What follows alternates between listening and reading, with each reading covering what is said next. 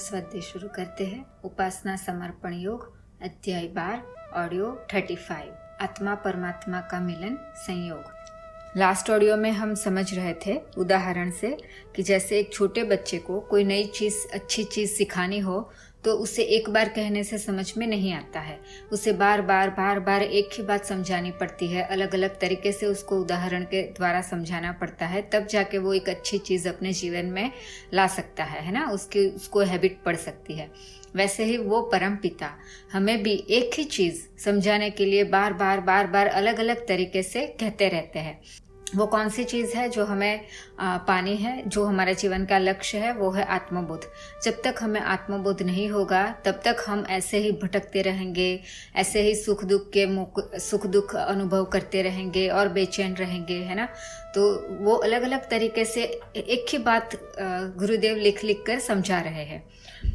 और last audio में हमने जो पढ़ा था उसमें से थोड़ा समझने की कोशिश करते हैं, फिर आगे पढ़ेंगे। लास्ट ऑडियो में हमने एक पैराग्राफ पढ़ के ऑडियो को समाप्त किया था, तो उस पैराग्राफ की 2-3 लाइनें मैं वापस रिपीट करती हूँ, उसको समझने की कोशिश करते हैं। गुरुदेव कहते हैं कि जो सुख साधन भौतिक जीवन में उपलब्ध थे उनको भी दृष्टिकोण के कारण समझा और सराहा नहीं जाता। तो हमें ना, जब हम जन्म लेते हैं तभी से बहुत सारी चीज़ें हमें मिल जाती है ना, सुख साधन की बहुत सारी चीज़ें हमें मिल जाती है, जन्म के साथ ही मिल जाती है, लेकिन उसकी हमें कद्र नहीं रहती। और वो गुरुदेव कहते हैं कि जैसे कि स्त्री, संतान, शरीर, शिक्षा, सहायक साधन जो कुछ भी मिले हुए हैं उनके मूल्य महत्व को भी यदि समझने की चेष्टा की जाए, इनसे मिलने वाली सहायता सुविधा का लेखा जोखा लिया जाए, तो भी हर व्यक्ति को अपनी स्थिति बहुत हद तक हर्ष संतोष से भरी हुई प्रतीत हो सकती है। ये तो बचपन से हमें पता है ना। और अभी अगर हम थोड़ा अध्यात्म के बारे में सुन रहे हैं, थोड़ा अध्यात्म को समझ रहे हैं, और अगर ये अध्याय भी पहले से पढ़ रहे हैं, तो हम सबको पता है कि हम ये सब कर रहे हैं कि जो हमारे पास है सुख, उसको हम कभी थैंक यू नहीं कहते, धन्यवाद नहीं कहते। जो सुख है उसका हम कभी अनुभव नहीं कर पाते। लेकिन जो नहीं है ना, जो छिद्र है, जो अभाव है, जो हमें चाहिए बस वो नहीं है, उसी का दुख हर वक्त हमें सताता रहता है। तो गुरुदेव यहाँ कहते हैं कि हमारा ना, हम अंतर से बहुत दुर्बल है, आशंका है हमारे अंदर, बहुत सारी अविश्वास है, अवरोध, द्वेष, घृणा के रूप में फुफकारती और वातावरण को विषाक्त करती रहती है। ये सारी चीजें जो हमारे अंतःकरण में है ना, वही हर बार बाहर निकलती रहती है और हमारे सारे वातावरण को विषाक्त कर देती है। हमारी नेगेटिविटी, हमारे अंदर रही आशंका, हमारा अविश्वास, हमारे अंदर जो द्वेष है ना, वही हमें दुखी करता रहता है। वही वातावरण में बाहर निकल के हमको भी दुखी करता है और हमारे साथ आसपास रहने वालों को भी हम दुखी करते रहते हैं। तो गुरुदेव यही कहना चाहते हैं कि ये जो सारी, अगर हम देखें ना, अगर आप सोचना, मैं अब जब से मैंने स्वाध्याय शुरू किया है ना आपके साथ, तब से हर वक्त दोपहर को जब भी मैं फ्री होती हूँ ना, तो मैं सोचती हूँ इसी के बारे में, मेरा चिंतन मनन इसी पे चलता रहता है। तो देखना कि हमारे पास जो दुख है ना, अगर हम पेन और पेपर लेके बैठते हैं और लिख लेते हैं कि इस धरती पे हमारे जीवन में सबसे बड़ा दुख कौन सा हो सकता है, अभी हमने आया है कि नहीं वो छोड़िए, हमने वो अनुभव किया है कि नहीं वो छोड़िए, लेकिन हमें जो डर हर वक्त, हर इंसान के अंदर एक डर रहता है ना, वो डर ऐसा होता है कि वो हकीकत नहीं होता है, लेकिन बस उसकी सोच की डर की वजह से वो हमेशा चिंता और भयग्रस्त रहता है। हमें भी बहुत सारे डर सताते रहते हैं हर वक्त। अगर ये हो गया तो, अगर मेरे हस्बैंड को कुछ हो गया तो, मेरे बेटे को कुछ हो गया तो, अगर मेरी मम्मी पापा को कुछ हो गया तो, अगर जॉब चली गई तो, अगर ये घर बेचना पड़ा तो, अगर पैसे चले गए तो कैसे जिएंगे, क्या करेंगे, है ना। होता कुछ नहीं है ये डर। अगर आपको अगर बताऊं तो बचपन से जैसे डर मेरे, बचपन से तो नहीं, शादी से पहले नहीं था, शादी के बाद जैसे ही हम यहाँ आए और हमने जॉब स्टार्ट किया और हमारे पैरों पे खड़े हुए, तब से ये डर हमें सता रहा था। जॉब चली गई तो, अगर जॉब नहीं रहेगी तो पैसे कहाँ से आएंगे, पैसे नहीं आएंगे तो घर चला जाएगा, घर चला जाएगा तो गाड़ी भी चली जाएगी, फिर हम क्या करेंगे, कैसे करेंगे। फिर उसके बाद बच्चा आया तो बच्चा बीमार होता है तो डर लगता है, बच्चा बाहर जाता है तो डर लगता है, बच्चे ने पढ़ाई नहीं की तो डर लगता है ना।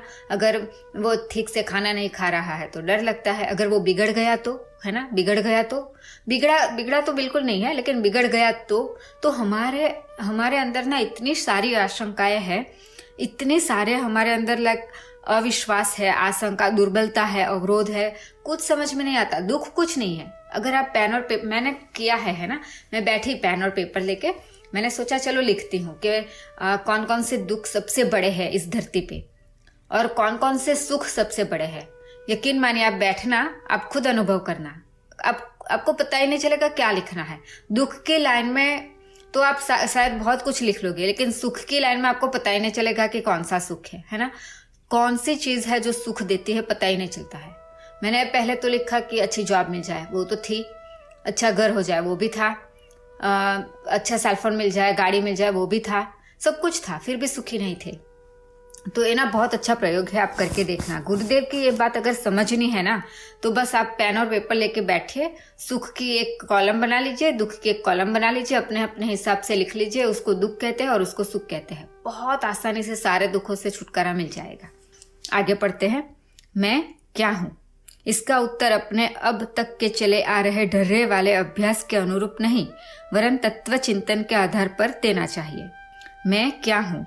गुरुदेव कहते हैं, ये जो प्रश्न है मैं क्या हूँ, इसका जवाब ना आपको जो अब तक आप जी रहे हैं ना, जिस धैर्य से हम जी रहे हैं उसके हिसाब से नहीं देना है, लेकिन तत्व चिंतन के आधार पर देना है। तो सोचिए, बार बार सोचिए, मैं क्या हूँ। जब भी फ्री हो ना, तो हमें खुद से प्रश्न पूछना चाहिए, मैं क्या हूँ, मैं क्या हूँ, जब भी फ्री हो, और तत्व चिंतन के आधार पर उसका जवाब ढूंढने की कोशिश करनी चाहिए। दूसरे लोग क्या कहते हैं, क्या सोचते हैं और क्या करते हैं, इससे भी हमें प्रभावित नहीं होना चाहिए। ये बहुत अच्छी बात है। हर किसी की लाइफ में यही प्रॉब्लम है, मेरी खुद की भी यही सबसे बड़ी प्रॉब्लम है। मैं हर वक्त सोचती रहती हूँ, लोग मेरे बारे में क्या सोचते होंगे, मेरे बारे में क्या कहेंगे, अगर मैंने ये कर दिया तो क्या होगा, है ना। हर किसी की सोच, हर किसी का मेरे बारे में क्या ख्याल है, वो मुझे ना बहुत प्रभावित करता था पहले, और उसी प्रभाव की वजह से ना हर वक्त मैं बेचैन रहती थी। लेकिन जब से ये स्वाध्याय शुरू किया, चिंतन शुरू किया ना, मैंने सोचना ही छोड़ दिया कि लोग मेरे बारे में क्या सोचते हैं।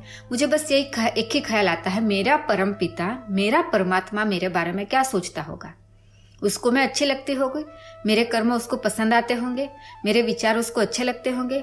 जिस दिन हमने ये सोचना शुरू कर दिया ना कि मेरे परम पिता जिसने मुझे बनाया वो मेरे बारे में क्या सोचते होंगे, उसको मैं अच्छी लगती होंगी नहीं, उसके बाद ना बहुत आराम मिल जाता है। लोगों के बारे में सोचने से अच्छा उनके बारे में सोचा जाए, है ना। इससे भी हमें प्रभावित नहीं होना चाहिए कि लोग हमारे बारे में क्या सोचते हैं, क्या करते हैं, हमें प्रभावित नहीं करना चाहिए। निस्संदेह वातावरण अंधकार भरा है। प्राचीन काल में सत्युगी व्यक्तित्व, कर्तृत्व और वातावरण शुद्ध चिंतन में सहायता करता था। उससे प्रभावित हर नागरिक को सही दिशा मिलती थी। आज सब कुछ उल्टा है।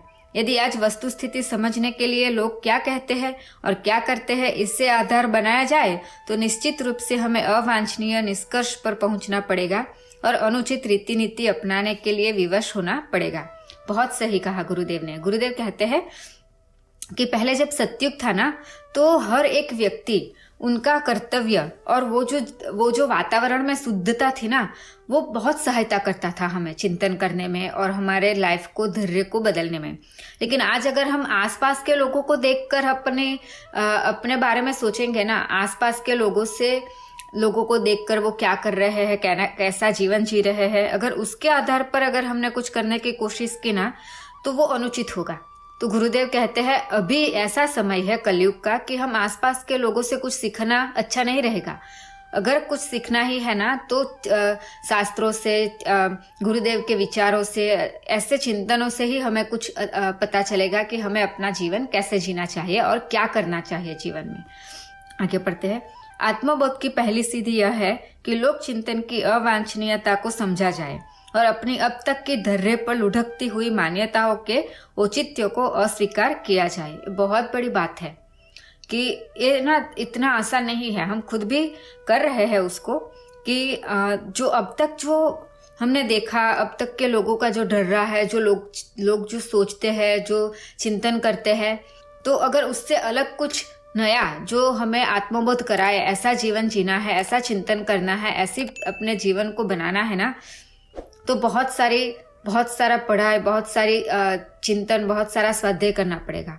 और उसका एक ही बहुत अच्छी जगह है जो मैंने अब तक अनुभव की है कि गुरुदेव की जो बुक है, उन्होंने जो 3200 बुक्स लिखी है ना, उससे बहुत सारी हमें ना अच्छी अच्छी चीज़ें समझने को मिलती है। जीवन को कैसे अच्छे से जिया जाए उसके बारे में। आज का स्वाध्याय यहीं पे समाप्त करते हैं, बाकी का स्वाध्याय हम कल करेंगे। सभी को प्रणाम।